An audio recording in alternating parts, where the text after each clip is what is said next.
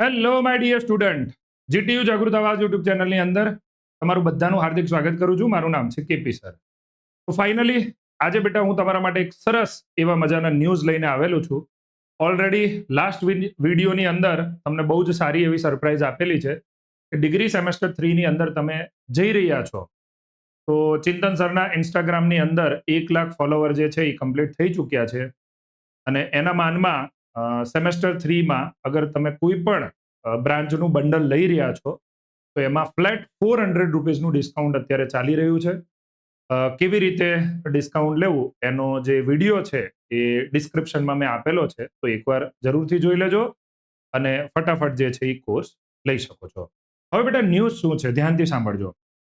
ઘણા બધા સ્ટુડન્ટ અને પેરેન્ટ્સ જે છે એ અસમંજસમાં હતા કે D2D એડમિશન 2026 ની અંદર રાઉન્ડ 2 જે છે એ તો આપણો કમ્પ્લીટ થઈ ચૂક્યો છે, પણ શું સર રાઉન્ડ 3 આવશે? તો 1-2 દિવસ પહેલા આપણે લાઈવ પણ લીધું હતું. એમાં એવી ન્યૂઝ હતી કે રાઉન્ડ 3 આવવાના ચાન્સીસ ઓછા છે, બીકોઝ એસીબીસી એમના શેડ્યુલમાં જે છે એ કોઈ ચેન્જીસ આ વર્ષે નથી કરી રહી. બટ યસ દોસ્તો, ફાઇનલી તમારા માટે એક ગુડ ન્યૂઝ છે કે એસીપીસીમાં ઘણા બધા સ્ટુડન્ટે પણ વાત કરી હતી, ઇવન અમારી ટીમ તરફથી પણ વાત થઈ હતી, અને એવા ન્યૂઝ આવી રહ્યા છે કે રાઉન્ડ 3 જે છે એસીપીસી ની અંદર D2D એડમિશન 2026 ની અંદર એ રાઉન્ડ 3 જે છે એ તમારો થવાનો છે. યસ, રાઉન્ડ 3 આવશે. રાઉન્ડ 3 આવશે. કોના માટે આવશે? પ્રાઇવેટ કોલેજીસ પ્લસ ગવર્મેન્ટ બંને માટે રાઉન્ડ 3 જે છે એ આવવાનો છે. તો ઘણા બધા સ્ટુડન્ટ હવે એવું ટેન્શનમાં હતા કે સર રાઉન્ડ 3 જો આવવાનો હોય તો શું અમને રાઉન્ડ 1 કે રાઉન્ડ 2 માં જે કોલેજ મળી છે એનાથી અમે સેટિસ્ફાઈ નથી, તો શું હવે અમારે કોલેજમાં જઈને રિપોર્ટિંગ કરવું કમ્પલસરી છે? તો ના બેટા, તમારે હવે કોલેજમાં જઈને રિપોર્ટિંગ કરવું જરૂરી નથી. મેં તમને આની પહેલાના વિડીયોમાં એવું કીધું હતું કે મેક્સિમમ તમે એઝ સુન એઝ પોસિબલ 30 તારીખ સુધીમાં કરાવજો, પણ હવે એ પણ જરૂર નથી. કારણ કે જો રાઉન્ડ 3 આવવાનો હોય, બરાબર, અને 100%, 110%ની વાત છે કે રાઉન્ડ 3 હવે તમારો આવવાનો જ છે. આ કન્ફર્મ ન્યૂઝ છે, બરાબર. અમારી ટીમે પણ કન્ફર્મ કર્યું છે ને ઘણા બધા સ્ટુડન્ટે પણ કન્ફર્મ કર્યું છે. તો પ્રાઇવેટ અને ગવર્મેન્ટ બંને માટે રાઉન્ડ 3 આવશે. અને જો રાઉન્ડ 3 આવવાનો હોય તો રાઉન્ડ 1 કે રાઉન્ડ 2 માં જે કોલેજ મળી છે એમાં તમારે રિપોર્ટિંગ કરાવવાની જરૂર નથી. રિપોર્ટિંગ કરવું હોય તો છૂટ છે, બટ કોલેજની જે રિમેનિંગ ફીસ છે એ તમારે કોઈ ભરવાની થતી નથી. બરાબર છે બેટા? ચલો, ત્રીજી વસ્તુ આવશે તો ક્યારે આવશે? તો બેટા એનું કન્ફર્મેશન એસીપીસી જે છે એ તમને એમની વેબસાઇટ ઉપર શોર્ટ ટાઈમમાં બેટા આપશે. કેટલા ટાઈમમાં? શોર્ટ ટાઈમમાં આપશે. એસીપીસી જે છે એ શોર્ટ ટાઈમની અંદર એમની વેબસાઇટ જે છે એની ઉપર અપડેટ કરી દેશે. હવે સર શોર્ટ ટાઈમ એટલે શું? તો જો ઓન વેબસાઇટ. હવે શોર્ટ ટાઈમ એટલે શું? શોર્ટ ટાઈમ એટલે શું બેટા? તો શોર્ટ ટાઈમની અંદર બની શકે કે આજે 25 જુલાઈ છે, 25 થી 30 વચ્ચે કોઈ નોટિસ આવે કે રાઉન્ડ 3 ક્યારે છે. લાસ્ટ ટાઈમ તો એવું હતું કે આ બાજુ એક બાજુ 24 થી 30 જુલાઈ વચ્ચે જે માર્કશીટ વેરિફિકેશન છે તમારી ડિપ્લોમાનું, એક સાઈડ એ પણ પ્રોસેસ ચાલુ હતી અને એક સાઈડ જોડે જોડે રાઉન્ડ 3 ની પણ પ્રોસેસ ચાલુ હતી.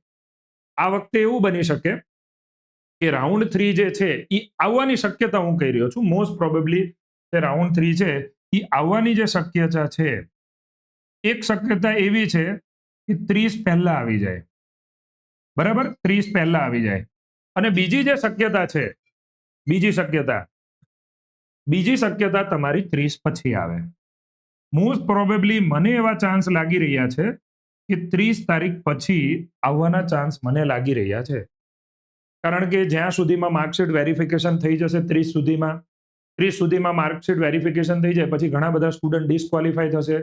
સ્ટુડન્ટ ડિસ્ક્વોલિફાય થશે તો એમની સીટ ખાલી પડશે.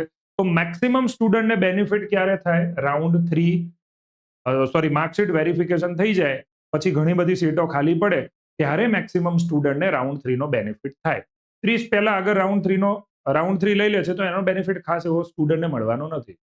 તો જ્યાં સુધી મને લાગે છે ત્યાં સુધી 30 જુલાઈ પછી જ, એટલે કે 2 ઓગસ્ટ અથવા 3 ઓગસ્ટ પછી તમારો રાઉન્ડ 3 ચાલુ થાય એવી મોસ્ટ પ્રોબેબલી ચાન્સ લાગી રહ્યા છે. પછી બની પણ શકે કે 30 પહેલા પણ થઈ જાય, પણ મોસ્ટ પ્રોબેબલી ચાન્સ જે છે એ 30 પછીના મને દેખાઈ રહ્યા છે. અને પછી ત્રીજો રાઉન્ડ થઈ જાય પછી ગવર્મેન્ટ માટે ઓબ્વિયસલી એક ચોથો રાઉન્ડ આવતો હોય છે. એ ચોથા રાઉન્ડની અંદર ઓનલાઈન અથવા ઓફલાઈન હોય છે. એની શું પ્રોસેસ હોય છે એ આગળ આપણે ડિસ્કસ કરીશું. અત્યારે તમારા માટે ગુડ ન્યૂઝ એ છે કે રાઉન્ડ 3 જે છે એ 110% આવવાનો છે.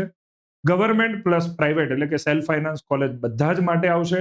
એટલે જે રાઉન્ડ 1 અને રાઉન્ડ 2 માં તમને કોલેજ મળેલી છે એમાં તમારે રિપોર્ટિંગ કરવાની જરૂર નથી. અને કદાચ રિપોર્ટિંગ કરી દીધું છે તમે અને તમે હવે રાઉન્ડ 3 માં જવા માંગો છો તો બેટા યસ, તમે રાઉન્ડ 3 માં જઈ જ શકો છો. બરાબર, રાઉન્ડ 1 રાઉન્ડ 2 માં ભલે રિપોર્ટિંગ કરી લીધું હોય છતાં પણ રાઉન્ડ 3 માં નવી કોલેજ મળે છે તો તમને એ એલોટ થશે. બરાબર, રાઉન્ડ 1 રાઉન્ડ 2 માં જે કોલેજ મળી હતી એમાં ભલે તમે રિપોર્ટિંગ કરેલું હોય, એની કોઈ ચિંતા કરવાની જરૂર નથી.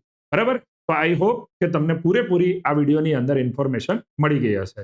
અને જેને જાગૃત આવાસ સાથે ડિગ્રી સેમેસ્ટર 3 માં અલગ અલગ બ્રાન્ચમાં સ્ટડી કરવું હોય તો ડિસ્ક્રિપ્શનમાં મેં વિડીયો મૂકેલો છે.